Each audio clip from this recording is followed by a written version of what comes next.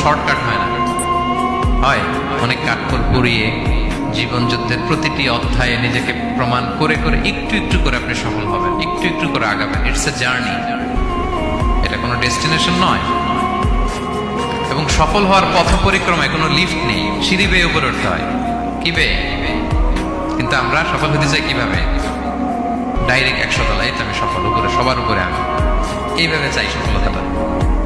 সবার উপরে উঠে যাব, গোল্ড মেডেল গলায় পরাই দিবে, আমরা সাকসেসফুল না। সফলতার রাস্তায় কোনো লিফট থাকে না। কি দিয়ে উঠতে হয়?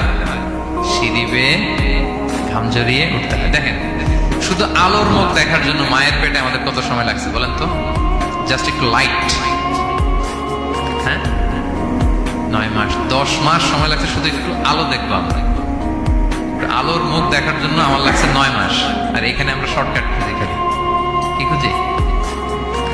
সফলতার কোনো শর্টকাট নেই। অল্প এফোর্টে যারা সফল হতে চায় এরা কোনোদিন সফল হয় না। ইউসুফ আলাইহিস সালামের জীবনীটা একটু খেয়াল করেন, একটু একটু করে তিনি সামনের দিকে গিয়েছেন এবং সবশেষে ইজিপ্টের ফিনান্স মিনিস্টার হয়েছেন।